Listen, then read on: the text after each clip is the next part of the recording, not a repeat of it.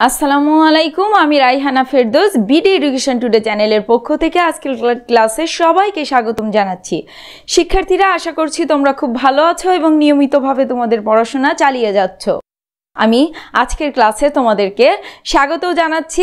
আজকে তোমাদের জন্য খুব মজার একটি ক্লাস নিয়ে হাজির হব, যেটি তোমাদের জন্য অনেক কঠিন একটি বিষয়। আসলে কঠিন বলতে পড়াশোনায় কিছুই নাই, সব কিছু বুঝতে হবে, শিখতে হবে, ভালোভাবে অনুশীলন করতে হবে। তো চলো আমরা আমাদের আজকের ক্লাসটি শুরু করে দিচ্ছি।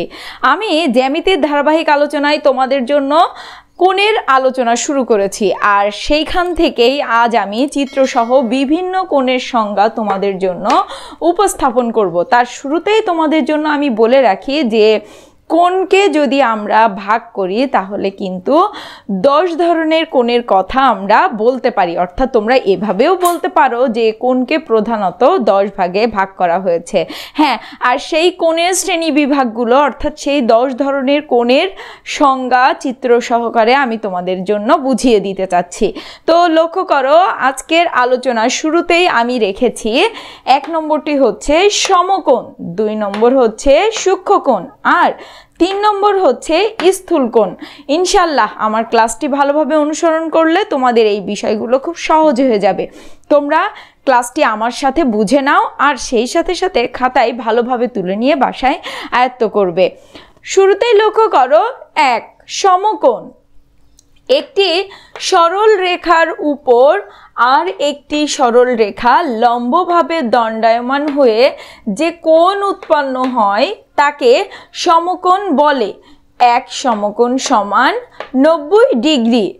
এবিসি একটি চিত্র আমি এখানে নির্দেশ করেছি। কোণ এবিসি একটি সমকোণ, যার এই যে একটি কোণ হচ্ছে 90 ডিগ্রি। এই যে এবি সরল রেখা, এই এবি সরল রেখাটি কিন্তু বিসি রেখার উপরে লম্বভাবে দণ্ডায়মান হয়ে এই কোণটি উৎপন্ন করেছে। আর এই যে কোণটি উৎপন্ন করেছে এই কোণের পরিমাপ হচ্ছে 90 ডিগ্রি। তাহলে শিক্ষার্থীরা, তোমরা নিশ্চয়ই সমকোণের বিষয়টি খুব ভালোভাবে বুঝতে পেরেছো যে একটি সরল রেখার উপর আরেকটি সরল রেখার লম্বভাবে দণ্ডায়মান হয়ে যে কোণ উৎপন্ন করছে তাকে আমরা সমকোণ বলতে পারি। আর বিশেষভাবে আমাদের মনে রাখতে হবে যে এই সমকোণের একটি কোণের পরিমাপ হচ্ছে 90 ডিগ্রি।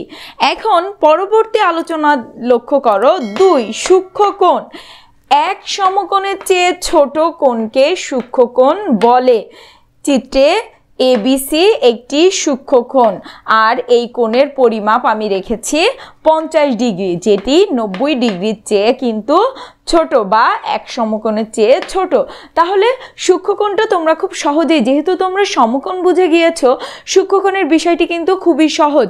সবসময় মাথায় রাখতে হবে, তোমরা চাঁদার সাহায্যে যখন এই কোণগুলো অঙ্কন করবে তোমরা সবসময় মাথায় রাখবে যে স্থূল কোণটা হচ্ছে, সূক্ষ্মকোণটা হচ্ছে 90 ডিগ্রির ছোট, আর স্থূল কোণ যেটা রয়েছে সেই স্থূল কোণটা হচ্ছে 90 ডিগ্রির বড়।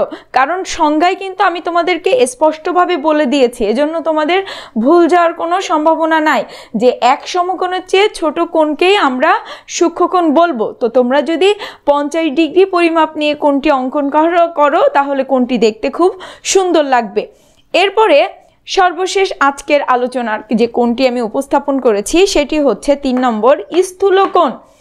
এক সমকোণের চেয়ে বড় কিন্তু 2 সমকোণের চেয়ে ছোট কোণকে স্থূলকোণ বলে। চিত্রে এবিসি একটি স্থূলকোণ আর এই এবিসি স্থূলকোণের কোণটাকে আমি 120 ডিগ্রিতে অঙ্কন করেছি। শিক্ষার্থীরা, এখানে তোমাদের জন্য আমি বলে দিতে চাই, তোমরা জানো আমি পূর্ববর্তী ক্লাসে তোমাদের জন্য বলেছি যে এক সমকোণ সমান 90 ডিগ্রি আর 2 সমকোণ সমান আমরা জানি 180 ডিগ্রি। তো যেহেতু এখানে আমি সংজ্ঞায় বলেছি যে স্থূলকোণ হচ্ছে এক সমকোণ অপেক্ষা বড় হতে হবে কিন্তু 2 সমকোণের চেয়ে আবার ছোট হতে হবে, আর তাই আমি এখানে 120 ডিগ্রি পরিমাপ নিয়ে কোণটি অঙ্কন করেছি। তাহলে কিন্তু কোণটি দেখতেও খুব সুন্দর লাগে।